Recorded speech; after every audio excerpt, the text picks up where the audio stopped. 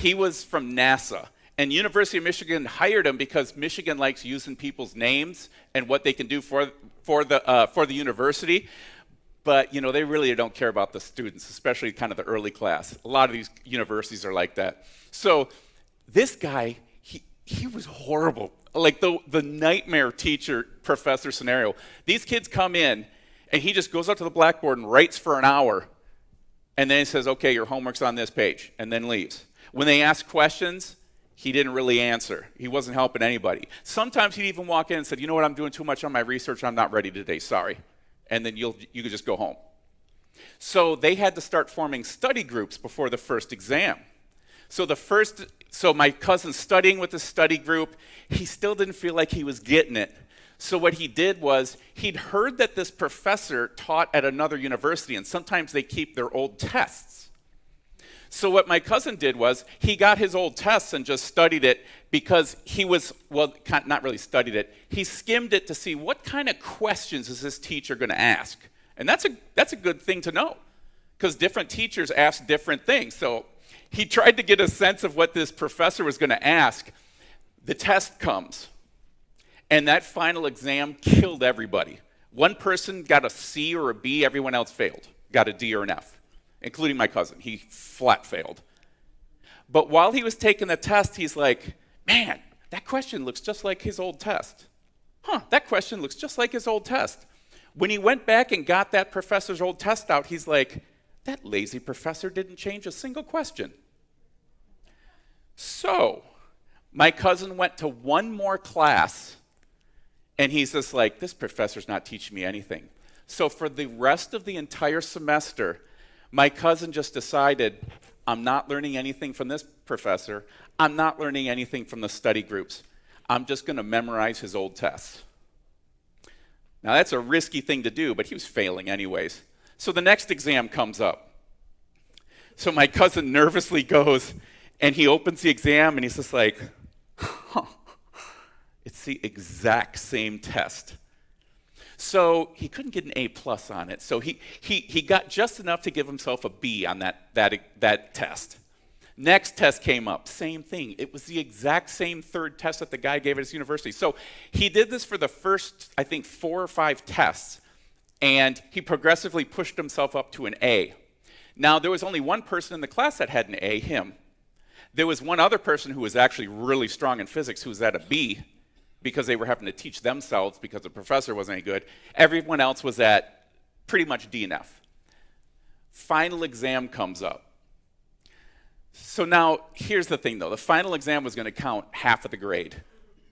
So now, my cousin, he's locked in. He hasn't learned anything the whole semester. He hasn't gone to class or done anything except study the past exams.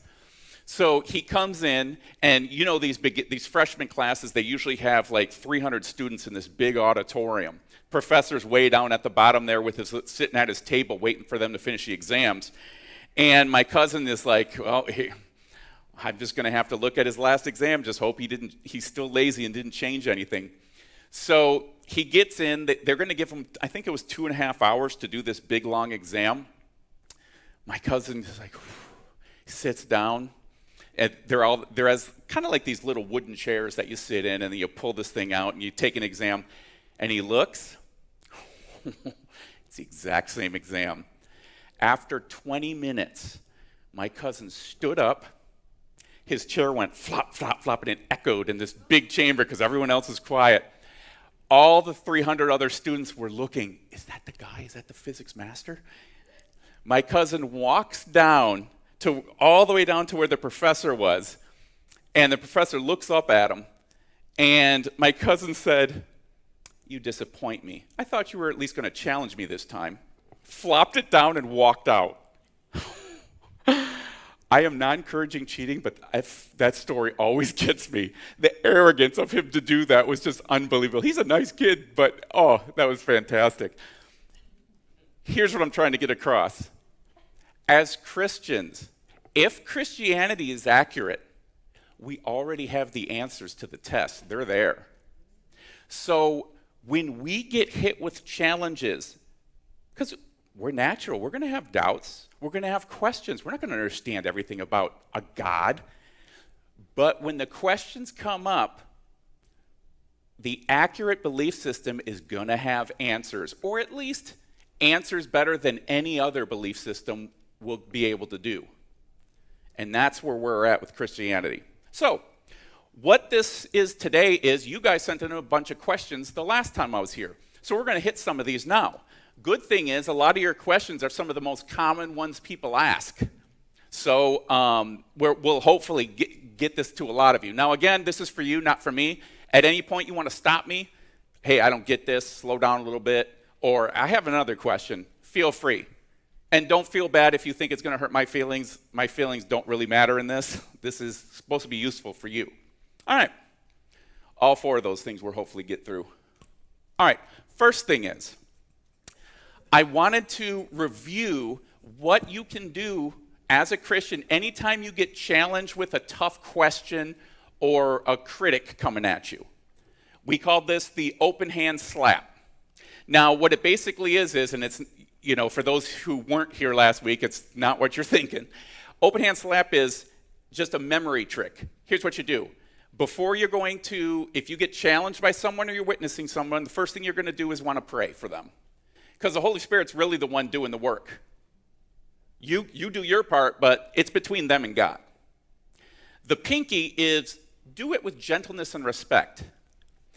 One thing you don't see right now is, especially online, people are not being gentle or respectful. People do not know how to have good discussions. People can't even disagree without getting all emotional and bent out of shape and acting stupid. All right? As a Christian, that shouldn't be us. We're told to be gentle and with respect when we're given our answers. All right? The three things in the middle are three questions. And this is just to take the pressure off you. All right? So if you get hit with someone with some question, I want you to be able to take the pressure off you and put it back on the other person.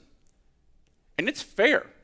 If you want to see someone do this, are you able to switch over to what I have on the Gmail? Let me see if I can check.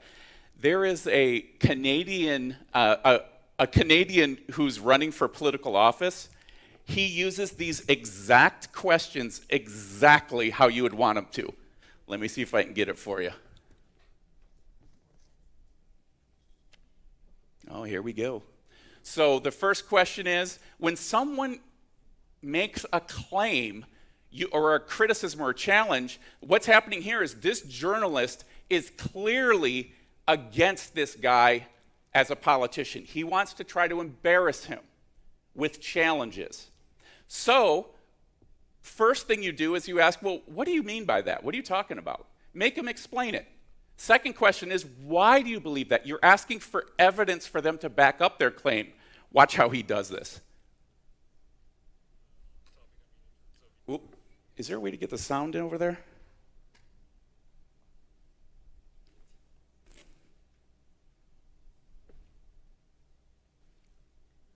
Oh, we'll just take a second more to see if this will do it, because no, they can't hear it, can they? Here, can I put this by it? People's more emotional levels, I would guess. I mean, certainly you tap. Okay, are they hearing that at all? Oh, okay, let's use this then. All right.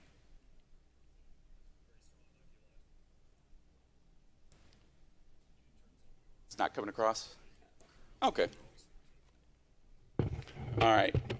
If you can, it would be worth a watch if you can get a hold of that on YouTube. This guy is just masterful in his use of this exact tactic. He just keeps saying, like the guy says, well, you just take a page out of Trump's book. And he's like, what do you mean by that? What page? He's asking for direct evidence, and the guy just stumbles along because he doesn't have anything to give. All right, so we'll kind of review this, but we can use this on each of these challenges we have today too. All right, let's go. All right, so let's start with the first one. All right, I want to practice the 3-question part of that. So here's what I want to do. Pick a person next to you. All right, let's just say we'll start with these two. All right, I want the person on the left to ask this or to make this claim. Say, everything in humor is okay. Any topic in joke, anything that's a joke is okay. This is the claim she's going to make. Because I mean, the whole Chris Rock thing, that kind of dealt with it. But you're really hearing it now. Are comedians able to joke about anything? Are we able to joke about anything? I want you to make the claim that, yeah, it's humor. You can joke about anything. So you make the claim, it's humor. You can joke about anything. I want you to respond with, well, what do you mean by that? Or what do you mean by anything? So the first part of that, here, I'll get back to that. So what do you mean by that? Then the original person who made the claim has to be able to then back it up with something. Well, I mean, it doesn't matter if some people are offended by something. You should be able to joke about anything because you're just doing humor. And then you can go to the next one. Well, why do you believe? So then it goes back to her, and she says, well, why do you believe that? And then it's back to this person has to give some reasons why. And the final thing is, if you can think of a reason against it, go ahead and bring it up. You can say, well, have you considered, let me try to think of some example. Have you considered people's feelings are of greater priority than comedy? You can say something like that. If you can't think of anything, does anyone remember what you say when you just can't think of anything? Excellent. Very good.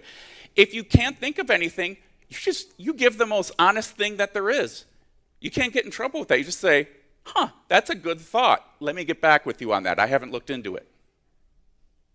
And then if it's a challenge against Christianity, we'll have some resources for you to go look into it. Okay, so let's try that first. Person on the left, say, I think you should be able to joke about anything, anytime. Go ahead and practice that.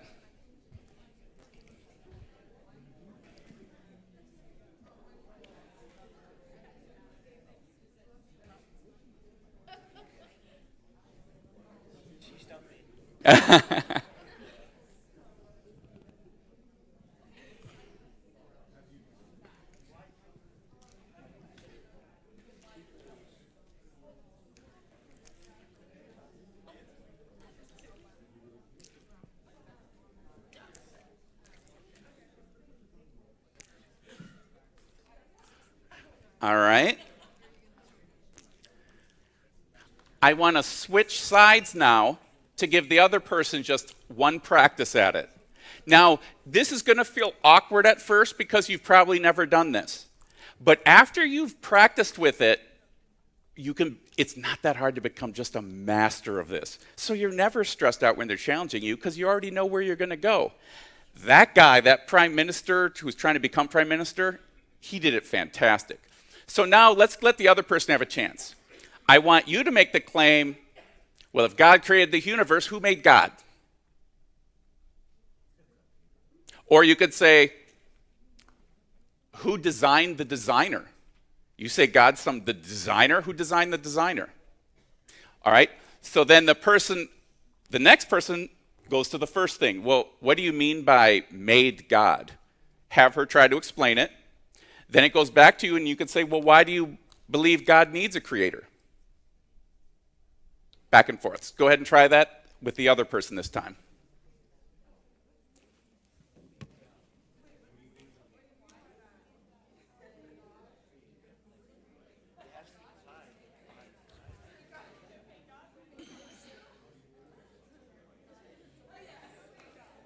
I think God was just always, he just got bored one day and was like, yeah, humans are great, let's make those. Oh, that's a... Look at facts, God is eternal. Never start.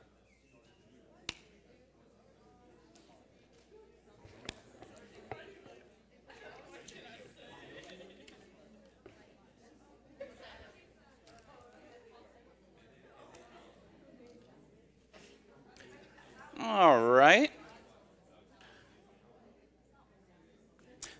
Since I'm mostly here to answer your questions that you had before, I'm going to move ahead. Usually I would do some things like this a little bit longer so you have more practice with it because it's really neat to see people being able to interact with others Just do it in a way where it's some good practice. But all right, so there's that. So who made God? All right, it's a decent question. Now this is what we covered last time. The last time I was here, I said, well, we can, everyone thinks beliefs are so hard, it's so convoluted. How can you possibly find an answer? Well, I always ask, well, have you looked? Because if you look, it's really not as challenging or difficult or complex as people think. Let's start with something we can all agree on. We exist.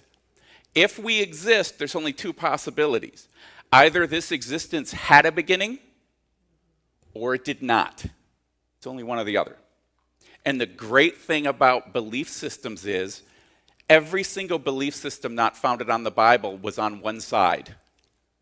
The Bible is absolutely unique in being on the other side. So, this is something you can disprove the Bible with. This is when something puts itself out there and makes a claim like this could be a disproval. Or it could be a massive piece of evidence supporting it. Depends on what science finds. And they did find. Okay, so this thing up here is called the cosmological argument. It's pretty famous. Usually it's called the Kalam cosmological argument. Basically says this. And this is a real logical argument. There's arguments in logic. They have premises and conclusions. And if you put them in the right form, and if those premises are true, the conclusion is inescapable. It's 100% true, it's inescapable, it's proven. If premise 1 and 2 are only mostly true, well then the conclusion's mostly true. So that's how it goes. So premise 1 is everything that begins to exist has a cause.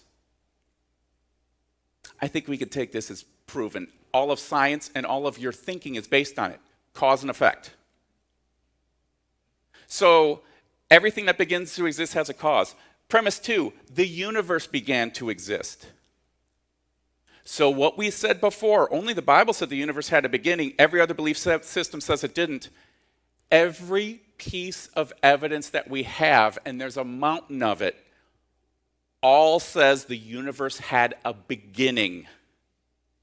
It did not exist, then all of a sudden it existed. So premise 2 is as proven as it gets, science-wise. Conclusion, therefore the universe has a cause. Now, when people who who believe there is no God, or really don't want there to be a God, they fight this and they say, well, okay, well, what are you saying then? Well, there's a God? Well, if there's a God, well, the God would need a cause. Problem. Here's what the problem is. Anyone who makes this claim of, well, who made God? God needs a cause. They're making an error in logic. They call it a logical fallacy, an error in thinking. It's called a category error. What they're trying to say is God is in the same category as natural stuff. If all of natural stuff has a beginning, then it has to have a cause. But God is not in that category. Here we'll make it even better on this. Yeah, I'll get to this in a second. God, by Christian definition, is an uncaused first cause. Now, a lot of people would say, well, where did you guys come up with this? Just read the Bible? Well, philosophers and scientists have known we needed an uncaused first cause. They just thought that that was the universe. The universe always existed as an uncaused first cause. Once they found out the universe had a beginning, that's when people started going, ooh. Because now you need something beyond, outside the universe. Anything that's beyond nature, that's beyond natural, supernatural. You needed a different cause. That's the uncaused first cause. Now, here's one reason why you need an uncaused first cause. I can give you other reasons. Here's just one. Now, a lot of people think that the universe has a timeline. A line goes on infinitely in both directions. The universe is not a timeline. The universe is a timeline segment. It had a beginning, and it'll have an end at heat death. Now, let's just say let's just stop it where we're at right now. That little dot there, that's the present. That's right now. Now, this is the effect. How did we get to how we are now? Well, look what happened, how the universe was yesterday. How did we get to yesterday? Well, look how it was the day before. And you can go on and on and on backwards. Now, here's the thing. If you could go, is it possible to go infinitely backwards in time? Like put it like this. See the steps? The steps are going the cause before that, and the cause before that, and the cause before that, and the cause before that. Is it possible to go on for an infinity backwards to where you just have causes? You don't have a starting point with an uncaused first cause. Is it possible to go infinitely backwards? Philosophers say no. Because if those steps went on for infinity, and you started right now and you started walking back, will you ever reach the end if there's an infinity? No. By definition, no.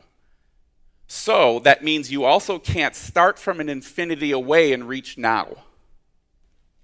You must have an uncaused first cause of everything. That's just logic. And now science has shown it's not the universe. You need something beyond the universe. So, here's the difference. On the left side there's basically everything that has ever existed is in one of two categories. It's either contingent. That word means, does anyone know what that word means? Something's contingent. Yes, I've heard, a few people. It depends on something else for it being there. All of matter, energy, space, and time, everything in this universe, including time, had a beginning and is therefore contingent. It's an effect. Whatever caused the universe, the uncaused first cause, is in a whole nother category. It's non-contingent. It doesn't depend on anything. So if anyone asks who made God, here's the answer. Well, that's a good question to ask, and if you have your handout, here's the words that kind of fill it in. Who made God? Well, that's a good question to ask every belief system not founded on the Bible. Because all these other belief systems believe in gods that are part of the universe, which had a beginning. So even if there was, Brahma or any of the other gods that were part of this universe, they would still need a beginning. So they were just wrong. The biblical God, and so if anyone asks who made God, well, you just say the biblical God is not contingent. It's an uncaused first cause. It doesn't require a cause by definition. And if they have a problem with it, you can say, you shouldn't have a problem with an uncaused first cause.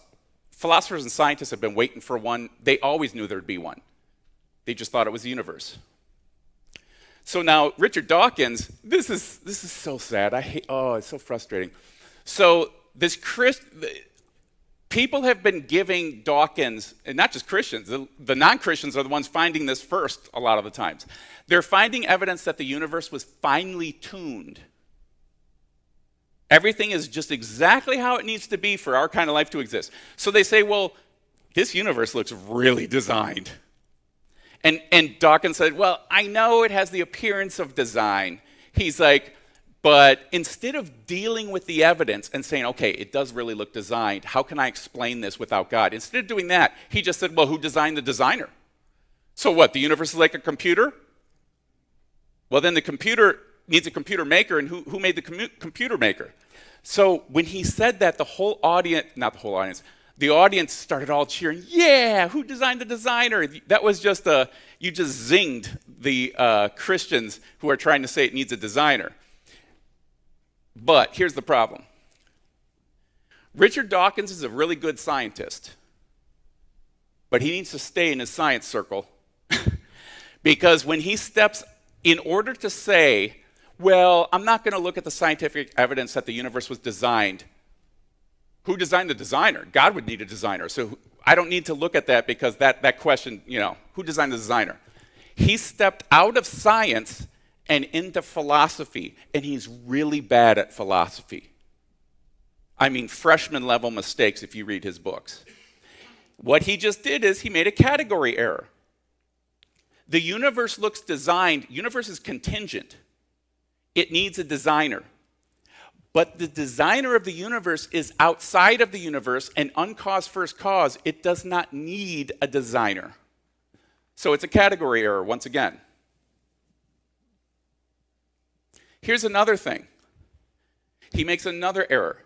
What he's trying to say is, you need to fully understand and explain your God explanation. How can there be an undesigned, uncaused first cause? You need to totally explain that. No, we don't. That's another logical error. In logic, there is a principle that says you don't have to fully understand or explain something for it to be the best answer. And I'll prove it. Let's just say when we first went to the moon, first time we got to the moon, you found some machinery there.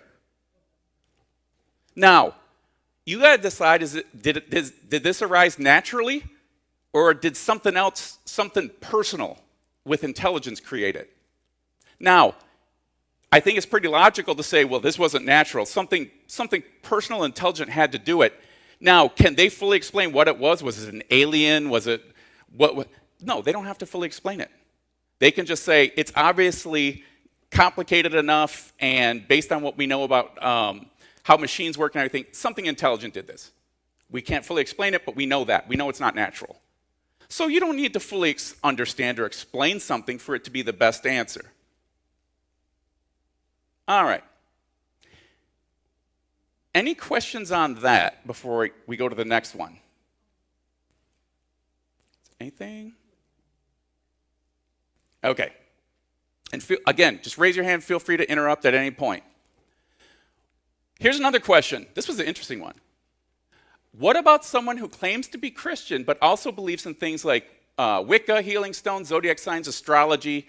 You could throw in there chakra. You could throw in there tarot cards, palm readers. You can throw any of that stuff in there. All right. They even have a witchcraft and Wicca for dummies thing. That's an actual book. This stuff is everywhere. My wife comes from California, so she's probably seen more of it than you, but they are all about this New Age stuff in California. The third eye thing, how many have heard of the third eye? Yeah, that's total New Age spirituality stuff. Okay, so what about a Christian kind of messing around with this stuff? All right, is it just kind of fun? Well, here's just my thoughts on it. Some of this is obviously biblical. Some of it's just my thoughts. You can just interact and let me know if you agree, disagree, whatever. First thing I would do is this. If it was a person that I knew, my cousin did Ouija board. Ooh. So my cousin was in the Navy. She was as down to earth as you can get. She was not a type of, you have a person who's just, you can trust what they say, that they don't exaggerate, they don't play. My cousin was like that. The story she told me about, she was doing this Ouija board, and at first it was telling them neat things. It was moving around. She said it was moving around on her own. She said sometimes. She said it told them some things. She said they got scared and they even said that the thing was there to be helpful. And she said one time when her and her friend, after playing the Ouija board and hearing that helpful thing, seeing it do its thing, they were jumping on a trampoline. She said, I saw my friend jump, and she took a sideways. She was headed right for the metal thing. She stopped, slid over, and back, like something grabbed her. So we thought, wow, this thing is helpful. This is really interesting. Then one day they were messing with it, and she said it gave an address number and then said fire. The next day the house burned down, the exact one it said. So then they decided, they ripped the board up and threw it in the garbage. Then they went up to her friend's bedroom lake. I don't remember if it was the next day or next week. And when they were going, she was way up at the top of the house. When they were going up there, they were like, "Do you feel something strange?" And both of them were saying, "Yeah, kind of." And they opened the door, thing's sitting right there. She said it was our exact Ouija board, the one we ripped up. It was right there. So then she said they just burned it and then we're done with it. But now, I trust my cousin. I also trust there are demonic things because the same Bible that has evidence on a level no other belief system or no other book has ever reached, evidence that there is a God behind it, is beyond human ability, said this kind of stuff goes on. So that's pretty serious. I also heard of ancestor worship. How many heard of ancestor worship in Japan? Seems kind of harmless, doesn't it? I know missionaries who are the same kind of thing. These are the people who I've never had any hint of them exaggerating or lying. They said while they worked there a lot of times, they'd get the same stories because they got to know the families really well. And what the families would do is they would do this ancestor worship. And they said it would tell them some things that they knew about their ancestor and that they could check on. So it gave them some stuff and some interesting stuff. Sometimes it would tell them something that might happen, wasn't always right, but every now and then. But they said almost always, after it goes on for a little bit, things go dark. The kids start cutting themselves, and usually kids end up having bad stuff happen to them. And then these people who don't even believe in Christianity, they asked our missionary friends to come in and pray that Jesus would remove it. And it gets removed. But the sad thing is, they said usually if, a few months down the line, the family goes right back to it. So my question would be this. If I had a friend or someone I cared about, like my cousin, I would say, why do you think that would be okay? As a Christian, why do you think this is okay to mess around with tarot cards or go to a fortune teller or whatever? And I would just listen to hear what they have to say. They might say, well, I actually got some good information. They're right. And I was like, well, they're not going to be right all the time. But okay, they might know some future stuff, yeah. But I want to hear what they have to say. The second thing is, I'd say, whatever positive stuff you think you get out of it, you know what the Bible says about it, right? If you are actually a Christian, if you actually believe that Jesus did what he did for you, but you want to just blow him off and do what you want because you kind of like this stuff, you might not want to start questioning, are you really believing? Do you really got a relationship with Jesus? Because he should be enough. All right. So, and if you actually believe the Bible's from God, that same Bible says there's some pretty serious consequences messing around with that stuff because that's not God. In fact, this is the picture that I have. Can you see what's going on with that? All right. I like that picture because this is exactly what I thought about. This stuff seems harmless. This seems harmless. Third eye, you can access it through some hallucinogenic drugs and other stuff. But here's the thing. Not only as a Christian should Jesus be enough, what are people really trying to do when they're dabbling with this stuff? They want to have more control over their life. We all like that, don't we? But like the message gave today, Pastor gave a great message on, he's like, do you trust God for the outcome or not? Why do you think you have to grasp for more control? And here's the things with Wicca and all that other stuff. You're grasping to get more control, to try to know future, to get some kind of power, to have some spirit on your side or something like that. What you're actually do is you're putting control more into the hands of something that probably hates you. That's what the Bible says. These things are very harmful hands you're putting the control into. So, are there Christians who mess with this stuff? Sure. But my question would be, why? Why do you think this is a good thing? And as far as astrology, a lot of people deal with zodiac signs, astrology, and all that stuff. Any of you, if you want to, I'd have to get the material for it, but in 5 or 10 minutes I can show that mathematically it's an absolute joke.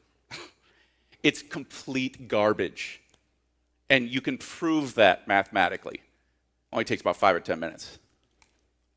All right. What about this one? This one, our culture is all over. How arrogant are you? You think your Christianity is right and every other belief system is wrong? You are so narrow-minded and intolerant. Just coexist, you know? Now, let's just try to expose some of their arguments. I'm going to give you their best arguments, but I'm going to show you why none of them work. They just haven't thought this through. How about this one? How many have seen this one before? The 5 blind men and an elephant?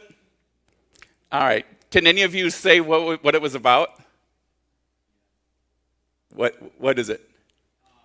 Every person there is touching an elephant. If they're blind, the part they're touching, they're going to describe in the way that they understand it. So, in other words, we're all explaining God in the way that we understand, and therefore God is actually all the same God for all people. That's the argument. Yeah, he explained that better than I would have. So I'm glad I asked him. All right, so what they're saying here, this is the Eastern religion thing. Buddhism, Hinduism, New Age, they're all into this. What they're saying is all beliefs are equally valid. Christianity is just feeling the side of the elephant, so Christianity says it's a wall. Well, that's partially true. And then another one's feeling the leg. Buddhism is feeling the leg and just says it's a tree trunk. Well, that's partially right, and so on and so forth. That's the argument. I had a super intelligent physicist friend throw this up at me. And I said, whoa, you didn't hear the whole story. It's not just 5 blind men and an elephant. It's 5 blind men and 1 smart blind girl and the elephant. The smart blind girl says, a snake, a tree, a wall, you're all describing the same thing. Those all contradict each other. They can't all be right. So how about I just get a little bit more evidence? And the blind girl goes all the way around and says, it's an elephant. This is how bad this argument is. They're trying to say all beliefs have partial truth, so they're all equally valid. No, what do we look here? They're all wrong. There is one truth. It's an elephant. And if you're smart enough to look around, you'll figure that out. So this is a really bad argument. Here's another one. We should all just coexist. Well, I agree with that. All people are equally deserving of respect and treating nice. All ideas are not. Some ideas are really stupid and wrong and dangerous. For example, the people who planned and carried out 9/11. If Islam is true, they are heroes. If Islam is false, they are fools. And the whole thing was a tragedy and evil. It's one or the other. It depends on whether the idea is true or not. So while you treat everyone, any Muslim, I have a number of Muslim friends because in Michigan there's a huge section of Muslim. I love them. They're so willing to talk about beliefs. Great.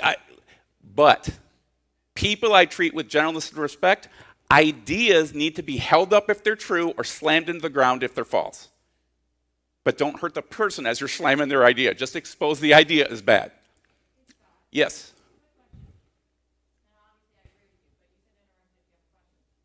I didn't mean you could interrupt me, though, so. No. All right, so I agree with that, but couldn't the argument also be said that there are extremists in every Christian group? Like, aren't there a lot of Muslim people that believe in their Muslim belief, but they didn't agree with that? Great question. There are Christians, I mean, there's Christians that stand in front of abortion clinics and are trying to kill other people. Well, I don't want to be, I agree that abortion's wrong, but I also don't agree with you hurting other people to try to get your point across. That's a great question. All right, here's the difference. Well, first of all, if you do polls of Muslim populations, when they actually ask them, should women who cheat on their husband be beheaded or this or that, it's a lot higher percentage than you think say yeah. And here's the reason why. The Quran supports it. If the Quran is their word from God, that's what their belief system is based upon. So the Quran does say basically go against the people who don't accept Allah, lie in wait for them and attack them and so on. There's a number of different verses that say that. So it just depends. And if you don't trust me, you got to look this up for yourself. If the Quran supports that kind of behavior, then you're being a good Muslim when you do that stuff. However, Christianity, with the abortion clinics, that was a perfect example. Does God support hurting other people to get your point across about abortion clinics? Show me any verse that would support that. What's that? Oh, yeah. Yeah. So if you go by the Quran, it tells you to do certain things, and I think they were good Muslims. On the other hand, the people who are bombing abortion clinics and hurting people trying to make that point, they are going against the Bible. That's the difference. Did that make sense? Now, and there are extremists on either side. It just depends, are the extremists basing it on their source? Now, if you can't back up what they did with the Quran, well, then they did go too far, and then you can't blame the Quran for that. But if the verses that I've seen, I've read the Quran, if the verses that I've seen, it seems to support that to me. So they're just being good Muslims. If Islam is true. Thankfully, it's not. And we have evidence for it. We can show that. All right, here's another one. All belief systems are basically the same. They say the same kind of stuff. Look here's the golden rule, and it's in all these different belief systems. Sounds like a good argument. So really, it doesn't really matter what belief system you have. They're all basically the same. Can you see a problem with that? I'll show you a problem. I have two pills. They're both white, powdery. They smell the same, taste the same, look the same, feel the same. One is arsenic, one is Tylenol. One will kill you, one will cure your headache. It's not the similarities that matter, it's the differences that make all the difference. Same with belief systems. Since they all contradict each other on the most important points of salvation and everything else, all of them but one is poison and will kill you. You can see right there. It is the differences that make all the difference in your life and potentially forever after. Here's another one. How many have heard this one? All beliefs just take you to the same place anyways. It's just all the different paths to the top of the mountain. You can take different paths. Now, is it true you can take different paths to the top of a mountain? Yeah. I hiked one of those 14ers in Colorado. There's a bunch of different ways you can go. But the analogy is really bad because different belief systems don't have the same end point. That's why the belief system falls apart, or this analogy does. Here, let me show you. All right. Let's say there's Australia there and New Zealand's off down in the corner. We're in Perth. If we're in Perth, all right, and let's say different locations like Perth, Sydney, the Great Basin, they're different belief systems. Because different belief systems, you take different roads. They tell you to do different things. If you want to walk Islam, you got to do the 5 pillars. And you got to submit to Allah. If you're going to do Baha'i religion is you can basically just believe anything you want. All gods are equally valid. All right? If you do Christianity, you got to accept what Jesus did for you. He supplies the only way. So there's different roads. And those different roads lead to different parts in life and afterwards. So let's just use an example then. Here's a better analogy. We're in Perth. If we want to go to Sydney, and let's say Sydney is the belief that we're all gods, so all beliefs are okay. You'll eventually just become one with the universe again. All right? That's a New Age endpoint. That's what New Age believes. So if we want to do that, we're going to go from Perth and we're going to follow that direction there to Sydney. What if Brisbane? So that orange one takes you to Brisbane. Brisbane is Allah will decide your fate by his whim. Muslims believe Allah is so powerful and perfect that even if you follow those 5 pillars and you do, you live a great Muslim life, he might just decide at the end, you're in hell anyway. He's Allah. Allah can do anything. You just submit to him. So that's a whole different way of life and a whole different end point. The end point is Allah will decide on his whim. Here's another one. Follow the black line will take us to a different point. If we're atheist, we're not going to the end point of Allah. We're not going to the end point of New Age. We're going to the end point of atheism, which basically says there's no God, there's nothing after you die. You just decompose into your chemicals. That's it. Christianity. That blue line goes to New Zealand Christianity. It says, accepting God's pardon through Jesus is our end point. And you live a very different life that way. You actually say, my God did everything for me, provided that relationship for salvation. I'm going to try to live as best I can towards him, love others. Share this with others. Different path, different life. Now, here's the thing. We're not all going to the same top of a mountain. We're going to all these different places. And reality's going to come in like a tidal wave at some point. And it's going to just, there's agnosticism. There's no way we can know. You can live your life like there's no way we can know what belief is right. But at the end, reality is going to come like a tidal wave and sweep all the garbage, untrue beliefs away. And only one will be left. And you better hope that's the one you took the road to. Does that make sense? Who's this guy? Larry King, who's he interviewing? Joel Osteen. Joel Osteen, evangelism's rising star. This was supposed to be a rising star. So Larry King asked him a good question. He's like, so you believe that Jesus is the only way? He's like, yeah, I believe that with all my heart. And he's like, so all the other belief systems who don't believe in Jesus, they're going to hell? They're wrong? Here's Osteen's answer. Oh, I don't want to be the judge of that. I'll let God be the judge. God already did judge in the Bible that you're supposedly preaching from.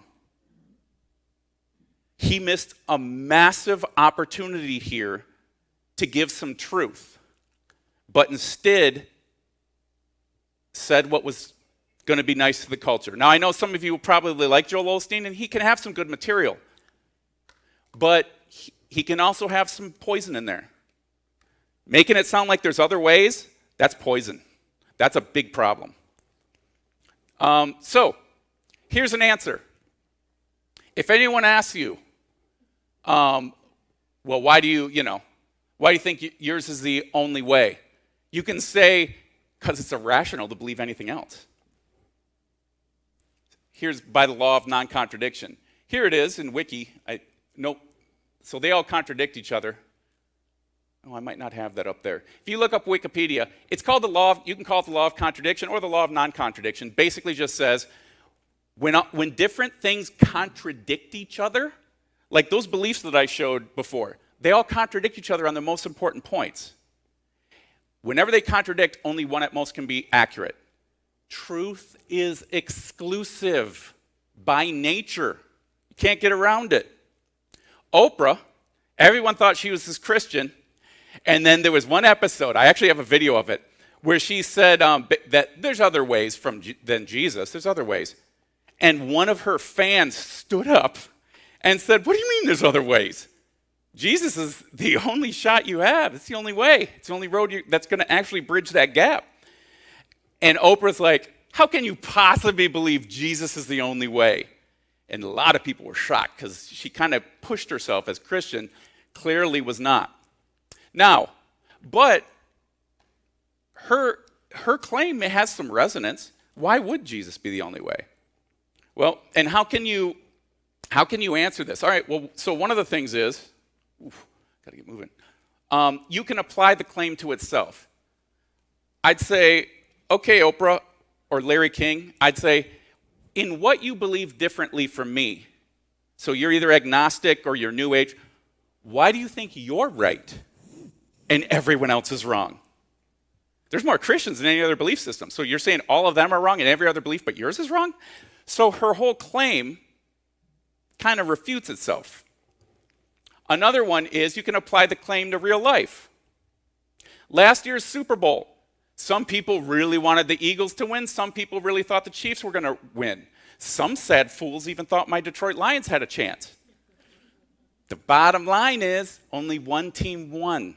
That's not narrow-minded, arrogant, intolerant, or anything but true. Truth is exclusive, and you can test it. And that's the last one. Here's the truth about truth.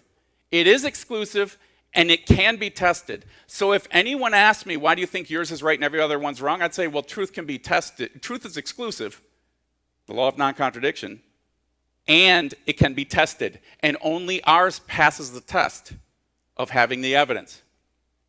How can you say there is only one true faith? So instead of coexist, that's a better bumper sticker. Contradict. They all contradict each other. Now, should we coexist and love everyone who even believes differently than us? Of course we're supposed to. But they all contradict, so they can't all be true. So answer, here's another way you can answer it. Logically, there is only one truth where beliefs contradict. And the best evidence wins. That's just reality. All right, I don't know if you can see what this is. It's a bunch of polar bears with blood all over them. Now, polar bears usually look really cute, super cute, especially when you got little babies. Not when they have guts all over them, though. There are signs and evidences in life that tell you, ooh, this is a little dangerous. They can give you some answers. I had this German Shepherd. I love dogs. German Shepherds are so beautiful. I had this one just barking at me like it was so just nasty, showing his teeth. And my mom's like, well, don't go pet that one. I mean, clearly that thing's going to try to kill you. And I was like, no, they all love me. I ignored all the evidence, put my hand in there, bam, pulled it back. This is going to make me look really stupid, but anyway. Then I asked the owner, I was like, your dog bite? She said, no. He just bit me, actually. I was like, if he usually doesn't bite, it'll be fine. Boom, gets me again. I did it 3 times. I got nailed by that shepherd 3 times. I ignored the evidence and I paid for it. All right, same thing with beliefs. A lot of people say, well, I'm a good person. So if there's a God, I'll get into heaven. All right. What are the positive supports for that? Well, it sounds good. I mean, doesn't that just kind of sound nice? If you're a good person, you'll get to heaven. That sounds nice. Is there any other evidence to back it up? If there is, show me. I haven't seen one shred of evidence to back this up. On the other hand, I have unparalleled evidence that God's behind the Bible, and he probably knows better how reality works than us. I also have Jesus providing a checkable event that is unmatched, and it's the only rational belief based on the evidence and more. So why would I give up something that has all the evidence for something that just sounds good that has no support? That'd be foolish, and I'd probably pay for it. And sadly, a bunch of people will. Another answer. So Christianity, it's the only one that rises up. So any belief system that's true over time, reality is going to pile on more and more positive support and answer more and more questions. About half of the contradictions and other problems people had with the Bible have already been answered now with very good answers or more archaeological findings and so on. That chart right there is fine-tuning evidence that there's a personal designer behind the universe. There are things that everything happens to be just perfect. I have a whole talk on that that's really fun one. But over time, that evidence just keeps growing. Is there any trends like that for other belief systems where their evidence keeps growing? No, all of theirs are going down. Okay. So, the guy on the top, his name is, his fighting name in MMA is Rampage Jackson. Even though he's on top, he's in a lot of trouble. He's in what they call a triangle hold. It's a choke hold. I've had people throw the triangle choke hold on me. It is very unpleasant. Your arm is crushed like this and your neck's like this, and it cuts off your air. So eventually you just pass out. Now, you can go on the defensive and grab the knee, go down to your side and work your way out of it, which is super hard. Or you can do what Mr. Jackson did. Oh, it didn't show well.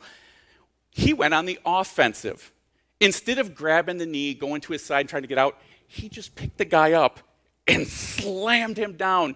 The guy was just completely out cold. The reason why I bring this up is Christianity can do this, but not to the person. Do be really gentle with the person.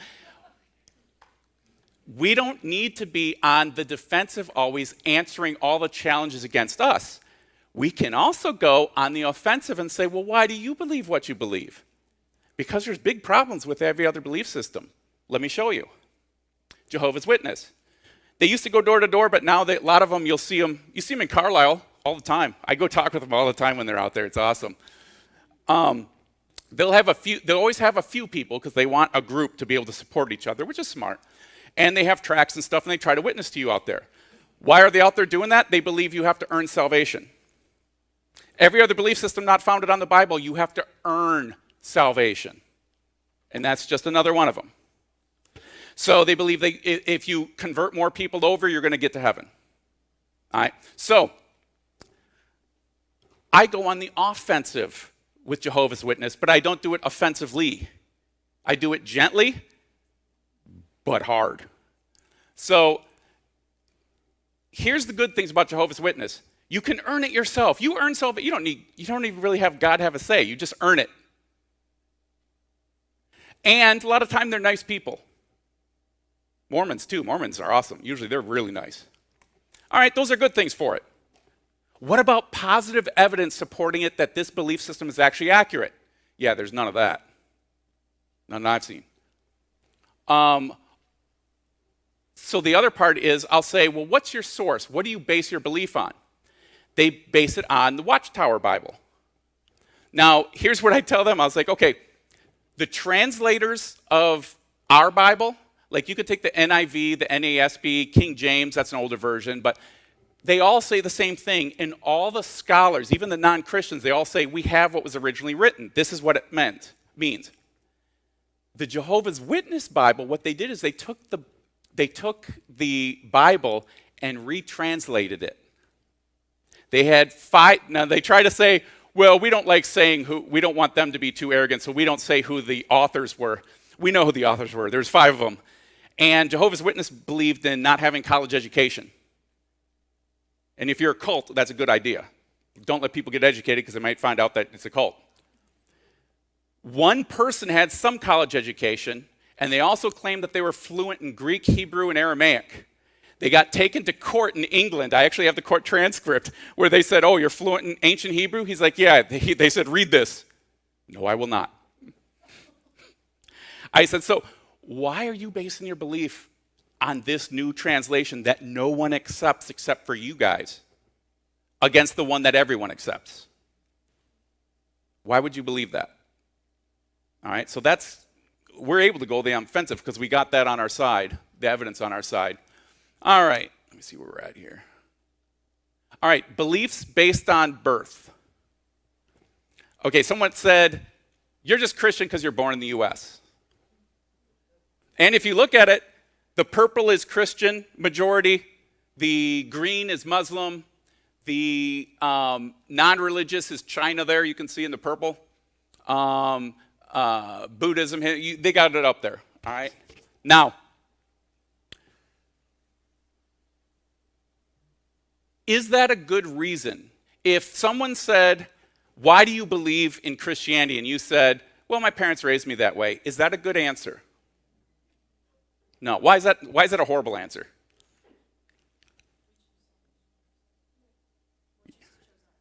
Yeah. And what else what would happen if you lived in Saudi Arabia then? You would, but what if the argument was so basically, if you do base your belief only because you were raised here and your parents were Christian, then you'd be a Muslim if you lived in Saudi Arabia, because your parents would probably be Muslim. So if your test for truth is just where you were born, that's a very bad test because it could go in any different direction. All right, so that's not a good answer. So here's how a good way to respond to that. If someone said, yeah, you're just Christian because you were born here. I'd be like, what do you mean by that?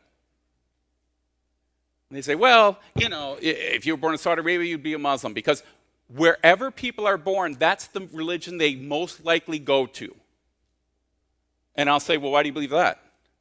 And they could say, well, look at this map. You know, if I picked any new person born in the green, they're probably going to be Muslim. All right? And I'll say, so you think I base my religion on just based where I was born? And here's my first thing. Have you considered? Well, have you considered, I said, I know why I'm a Christian better than you. If you think I'm a Christian just because I was born here, that's not why I'm a Christian. All right? And I'd probably tell them the story about how I went to U of M and I was going to drop Christianity until I started finding all the evidence. All right? Here's a better answer. I believe in Christianity because it's true. That's why I believe it. I'm not going to waste my time on something that's not true. I'm not going to go into it because it makes me feel good. It gives me hope for a future. If it's not true, I'm not wasting my time on it. I'm only going to be in it if it's true. And it has support on a level none of the others can reach. Here's all this really means. What does that map really mean? All it means is people often, and psychology and sociology knows this, people often just choose what is most comfortable to them. And if your culture is saying Islam's true and your parents are, it's just easier just to blow God off and just say, okay, I'm a Muslim, and then just blow it off. And if truth happens to come in, you just shove it down because you'd rather be comfortable. That's all that means. All right. Those who have never heard. What about someone born on some island where no Christian missionary or anything? What happens to them? I think the best answer to that is, I'm not God, so I don't know. But there's a few things I do know. Here are some possibilities. I can't say for sure what it is. If someone can show me some Bible verses that give me more specifics, then I'll go to that. Right now, I can just say this one, here's some options, that's all I got. And you could talk with a pastor or some other leaders to see what they say. This is all I got on this one. Some say that if you're seeking God, even if you don't know the name of Jesus, that's like the Old Testament saints. You know, they hadn't heard, there was no crucifixion at their time, all right, but they sought God and they wanted that relationship. So that's a possibility. I don't think it's the best possibility. I think this one's probably more likely. God will get truth seekers the truth. Now, you can find some of these examples. The Roman soldier Cornelius, God sent an apostle right over. I think that was that example. Same with the Ethiopian. Modern day, I've heard of I don't know a lot of people who've had visions or had any kind of those more supernatural type stuff. In fact, I have a lot of people who are like me, really analytical, so they're almost kind of against it, or less likely it'll happen to, because we're focused on analytical stuff too much.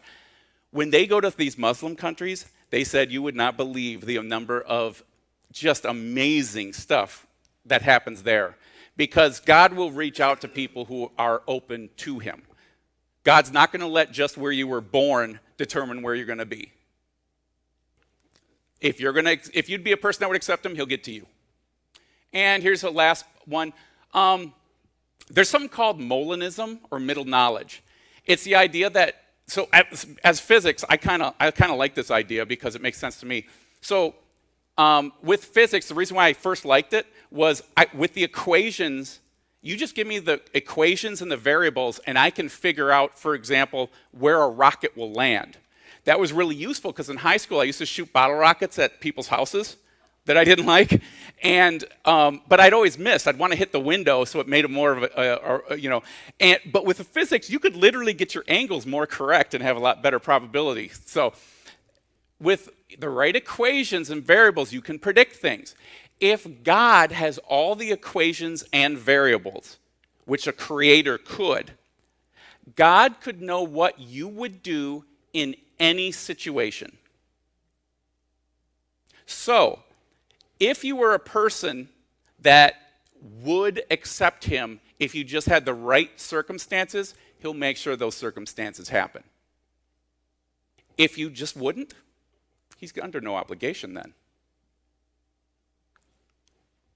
That's an interesting one.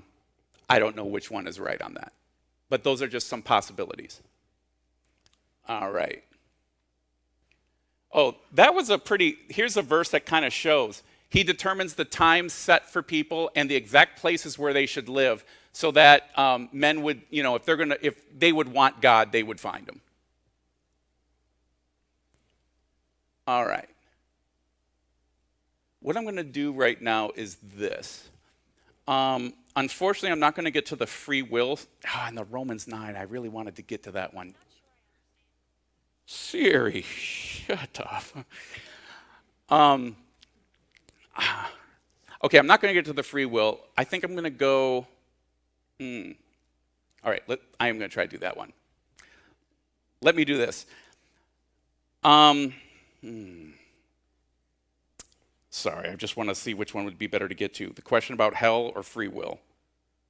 How many people really want to hear if God determines your life fully, or like he's the potter, so some of you he'll make kind of common use, some of you special, and he hardens people's hearts? That's one of them. The other one is about hell. If God knew some people were going to go there, and he made it anyways, in a sense, he's kind of sending people to hell.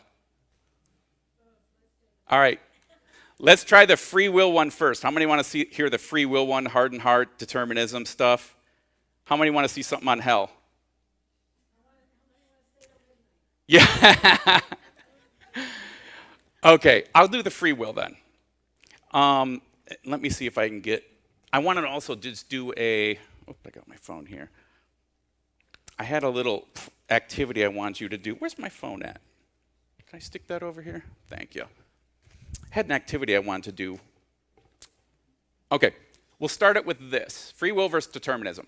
Okay, free will means you just have the freedom to choose to do things, this or that, and you make the choice. Determinism is the idea you don't have a choice. You are forced into every thought and every action that you will ever do. It's going to surprise you to find a lot of people believe this. And they have a good reason to, actually. Here we go. Francis Crick, he's one of the co-discoverers of the helical structure of DNA, huge scientist. Here's what he says. The astonishing hypothesis is that your joys, your sorrows, your memories, all your ambitions, all your sense of personal identity and free will are in fact no more than a behavior of a vast assembly of nerve cells and their associated molecules. What he's saying is this, and he's right if you're just a physical body. There's people who are called materialists or naturalists. Most atheists are this, from what I understand. They believe that the natural universe is all there is. If the natural universe is all there is, then every single atom in your brain is 100% controlled by initial conditions and natural laws. The atheists had a conference recently where they said, and I can show you, here's Stephen Hawking. Stephen Hawking, he says, though we feel we can choose what we do, our understanding of the molecular basis of biology shows that biological processes are governed by the laws of physics and chemistry and therefore are as determined as the orbits of planets. Richard Dawkins says the same thing. I could go on and on. Scientists and people in every field of study who believe that you are just your physical body, you don't have a spirit, say that you are 100% controlled by natural laws. You think you have feelings, that you choose to love people and choose to not, and you choose to do this or that. Those are all illusions. You are just a meat robot. 100% controlled. And they had a conference, and all these scientists, they all agreed on that, and they said, should we tell the public about this? Because they're not going to want to believe in atheism if we tell them.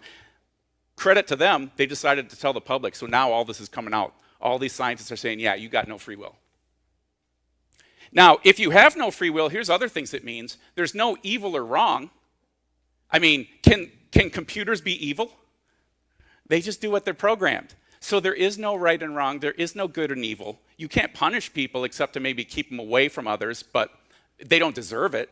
The people who are social justice warriors, they would really just be social opinion whiners. because no one has control of their free will. So what are you fighting for at that point? There's no real purpose or value in life, your feelings, and it's all just an illusion. All right, so that's one option. The other option is, now this picture I actually took from an article from a neuroscience article. What they were saying is, well, we know that it's not possible to have free will based on the natural world, but if there's something that's not physical, like a field, if you have a quantum field, it can be your mind and interact with your brain. No, it can't. A quantum field is part of nature. It would be 100% determined too. It would just be based on probability. So their article is wrong, but they're on the right track. They're just trying to avoid God. The only way you can have actual free will and make real choices is if you have something of you that's not physical, like a spirit, that interacts with the brain. Only way. If you're just physical, you're just controlled. All right. Okay. Now, I want to read this to you, and I want to hear what you think about this. Okay? I want you to hear what you think it means. This is Romans 9. So this was the question they gave me. They said, okay, it's talking about God being the potter and the clay. Does the potter have the right to make out the same lump of clay for special purposes and some for just common use? What if God, choosing to show his wrath and his power known, bore with great patience objects of his wrath prepared for destruction? What if he did this to make the riches of glory known to the objects of his mercy, which he prepared in advance for glory? All right? I want you to just talk with your neighbor what you think that means. Do you think God prepares some people for destruction? He creates them just for destruction and some for mercy. Is that what this is saying? Does he make some people special, some common? You think that's fair? Talk about it amongst yourselves just for a couple minutes on that, and then we'll get back. Kind of another thing with that, do you think God there is something called predestination. You'll see it in Ephesians. Do you think God predestines every single thing so he controls everything in your life anyway? What do you think about that? Go ahead and talk about that for just a couple minutes.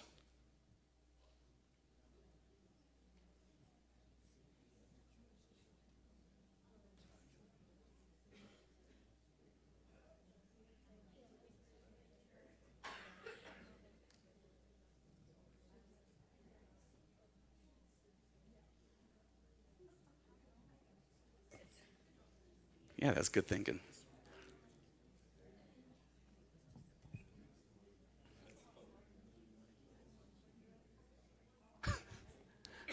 It gets complicated. That's good, though.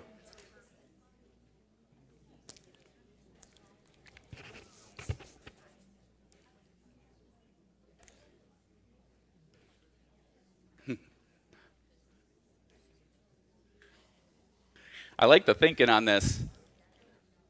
I mean, we just got to be open. Like I said, if Christianity is supported on a level no other belief system can reach, which it is, it's going to be accurate. But there might be some stuff we don't understand or that we don't even like.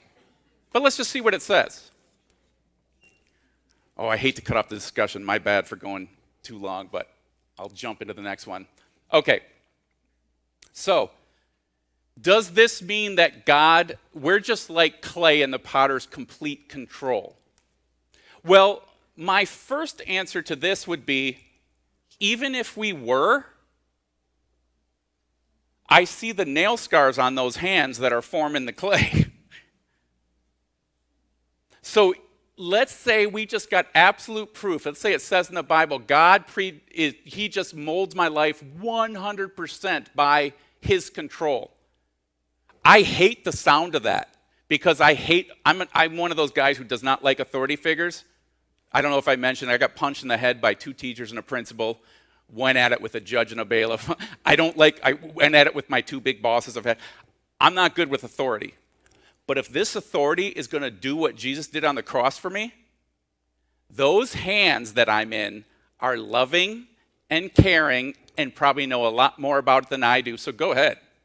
I'm good with that authority. That'd be my first answer. Second answer is, what about making some of us for common use and some of us special? This sounds kind of unfair. But it's kind of true, though. Do you see some people that have really hard lives? They don't have a chance to go to church even because they're just trying to survive. And then some people just live in luxury. So it looks kind of like that. But we don't have the full picture. Let's take the full picture into account to see whether this is fair or not. See, if our life, what was that one I just missed? Oh, well, yeah. All right. If our life, the timeline of our life was, if this is all we had, all right, then remember the widow and the mite, where Jesus said, they're at church and these rich people are going up and throwing in their tithe and they're making sure it bounces a lot so people hear how much they threw in. And this widow goes up and she only throws in a mite. And Jesus asked the disciples, who gave the most? And what was the answer to that? The woman, because she gave everything she had. Now, here's the thing. The woman would be like that horrendously ugly thing some elementary school kid made for their mom. All right? She's a widow, so her husband died. She lived during a time where if your husband dies, you're in some trouble. And all she had was a mite.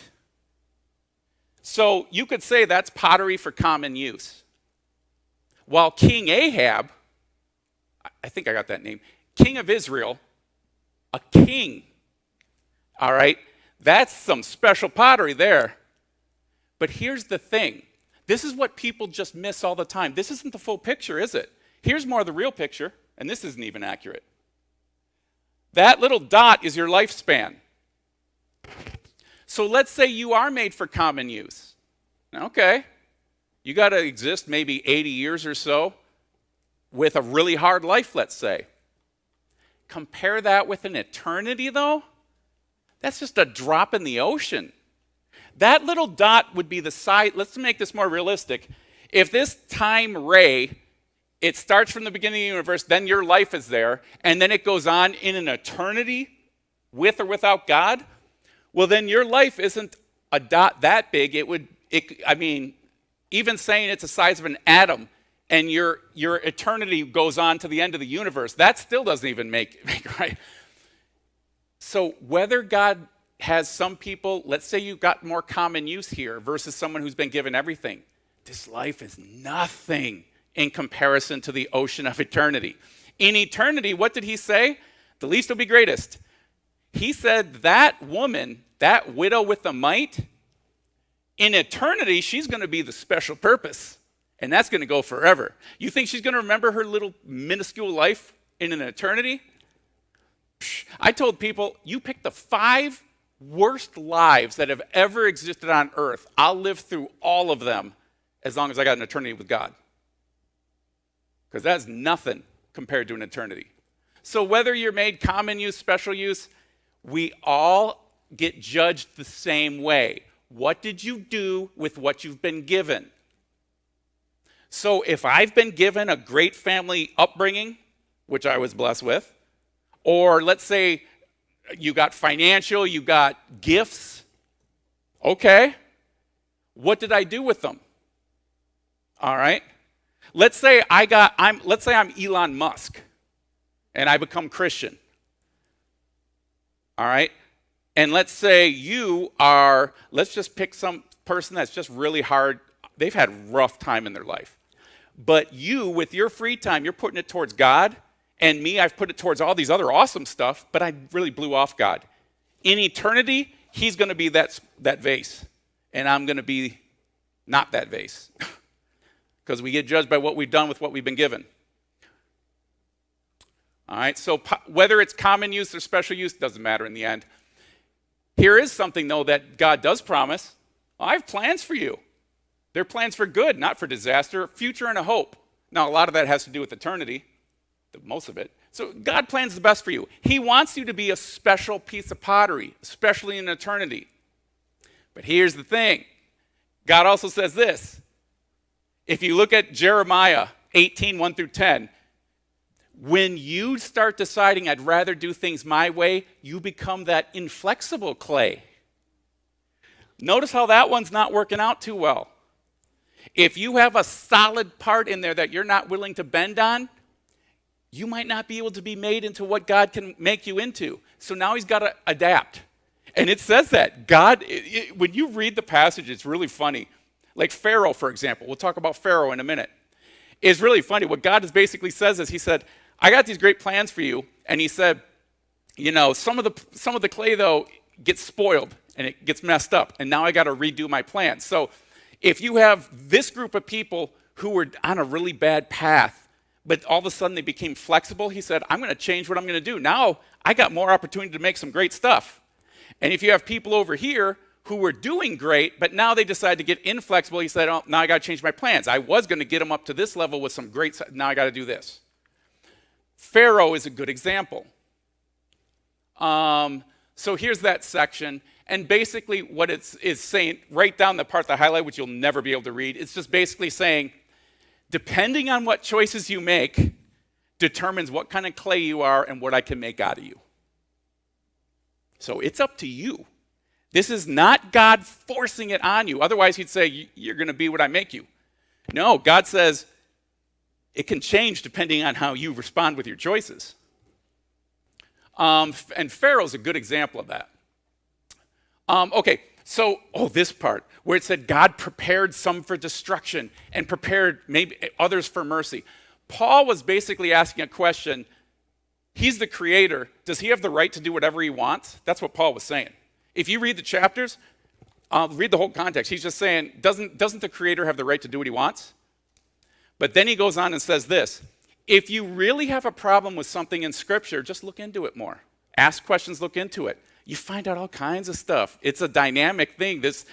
I tell you, you learn more and more the more you look into it. When it says prepared for wrath, the word they used in the Greek, it was a passive form of the verb prepared. What it was basically saying is, the people who were prepared for wrath were prepared by circumstances and their choices and other things. God's not preparing them, making them become disbelievers. In fact, it specifically said God wants everyone to be saved. But they change the form of the verb when they get to the people who are saved. When it says the ones he prepared for mercy, that is an active form. God is preparing them, and what he's actually preparing is he's preparing a way for them to get mercy through Jesus. So God is not making some people, making them just so he can put them in hell. That's not what that's saying. Predestined. Where it says predestined, it uses it in Ephesians, but you got to read the context. It said he predestined us. Paul's talking about him and the Ephesians who are believers. He predestined you for glory, to be in heaven with him. But now he's not saying this. Predestined does not mean controlling. Knowing something in advance does not mean controlling. It just means I know what's going to happen. So he knew that here's what God knew. God knew he was going to prepare a way for salvation, and then he knew that they would accept it because he knows what we're going to do in any situation. It's like this. If we live on only one time dimension. In our dimension of time, it just goes like this. So picture the lines of latitude on the globe. They just go like this. God, since he existed before time, has to exist in at least two dimensions of time. So he doesn't have just left and right. He can also have up and down, like the longitude lines. So picture a globe. You're going along on your latitude line. God, let's say he's at the North Pole up there, he can look down at any point on your timeline and see what's going to happen. That's all knowing. So he can know what's going to happen, but it doesn't mean he makes it happen. A great example of that was given, I think the funniest example, that's a hardening heart, we'll get that in a minute. One of the best examples that just shows this is David was hiding in this one city, and he prayed to God. He's like, okay, God, if I stay here, is Saul going to come? And the word of the Lord came. God said, well, he's not only going to come, he's going to sack the city, and the city will hand you over to him, so you'll be killed. He'll surround the city and they'll hand him over. Because David asked, are they going to hand me over? And God said, yeah, that's what's going to happen. Saul's going to come and they're going to hand you over if you stay. So David said, okay, I'm going to leave. And then God said, okay, now Saul's not even going to come. So see, God knows what's going to happen, but it doesn't determine David's free will. David still, he could choose to do either one of those, and God knows what's going to happen in either case, but it does not predestine or force anything. Hardened heart. This is interesting. So, did Pharaoh's heart get hardened? If I had the time, I'd have you read this. There's other places where it says God lets people be deceived. Boy, that doesn't seem fair. You're going to harden my heart and then judge me on it? That doesn't seem fair. But there's a pattern. The pattern is this. Pharaoh, and the examples were used was Pharaoh, the Israelites, and there was one other one. Oh, the people who crucified Jesus. The pattern is this. The people hardened their own hearts and said, I'm doing things my way, God. Then they did that repeatedly. Nope, I'm doing it my way. Nope, I'm doing it my way. At that point, God steps in and does some judgment. And he allows circumstances that kind of make it so it's going to be hardened again. So the person hardens their own heart, but then God, it does say he allows it to get hardened for a purpose. And it's to get some judgment so that either the person or other people can learn from it. So the Pharaoh's heart was hardened by certain circumstances. Put it like this. You know there's certain times, well, kids will know this even better. There's certain times when you ask your parents for something, they're better than others. If you just get in trouble, it's not a good time to ask for a specific present or take me to do the Hershey Park or anything. You got to wait till they're in a good mood. All right? God could allow the circumstances where Pharaoh, he'd hardened, but then God's like, okay, Moses, if you say this, it's going to harden him again, and just lets that happen. So God does allow it to happen, but it's limited. How do we know it's limited? Because when they use hardened after that, it was Pharaoh judged by it. Question?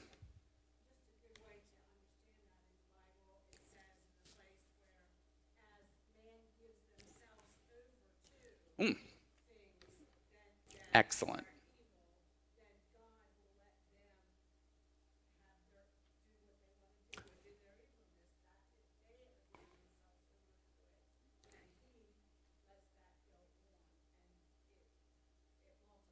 Perfect. Yeah. I was going to forget that one, so thank you. Yeah, and it says that over and over in the Bible. God, he'll give you over. It's like what he's saying is, okay, not my way be done, then your will be done. And the consequences that come with it. Okay, I got a bunch more that I'm not going to get to, so let me just skim all over. Oh, the one on hell is really interesting one too. Evolution, we'll skip that one. I just want to get to where what's next. Did I miss that already? Yes, I did. Nuts. Okay. Aside from the whole thing on hell we didn't get to, and other questions of there we go. Here's what's coming up. There we go. All right. These are bigger topics, so we'll need a little bit more time than just trying to get like 7 of them in that I did today. How old is the earth? Where do dinosaurs fit in the biblical scheme? That's one. Why would a loving God, if he loves us and all-powerful, why does he allow pain and suffering and evil? Is he incompetent? He's not really all-powerful, so he can't stop it? Or is he just not really loving and just doesn't care? That's an attack people use. There's a great answer for that, but that's a long answer. So why would God allow pain and suffering? And this is the best argument against God, not because there's evidence for it, not because it's actually a good logical argument. It's because it's emotional, and we all experience it. So this one is a really important one to have an answer for people. You'll all have someone in your life come to you, and why would God allow this? Or just be suffering from something. LGBTQ, IA+, there's more of it now. These are people God loves. These are people who are experiencing some tough stuff. How do we answer? How do we talk to someone who is either in this community, or if someone's coming after us because saying Christians are intolerant? You guys are so intolerant. You know, you're homophobic, you're whatever. How do you talk about that? So these are things that are going to be upcoming. And then also the Bible. Why should you trust it? This is a book written thousands of years ago. Well, over a period of about 1,400 years. Why do you think we have the proper translations? Why isn't it like the phone game where it just gets changed over time? Why is it any better than the Quran or the Vedas or the Book of Mormon? What about the contradictions? Is this something reliable that we can base our life on? All right. These are some of the questions that will be coming up that we're going to hit. But then also, at any time, give questions that you have to the pastor or someone to give to me, and then we can get those too. Okay, I'm going to just want to end in prayer real quick. Sorry, I went to 7:35. And I'll stay here if anyone has any other questions they want to bring up. Father, thank you so much for caring enough for us that you come after us. And you know we're going to struggle with questions and things, but you also give us what we need to demolish all arguments set up against you. You say that, and I've seen it. Help us use this to help others and ourselves get closer to you. And please bless everyone that's here and just for them to come out and actually spend the time to do this. I pray for blessings for them. In Jesus' name, amen. All right, thank you guys.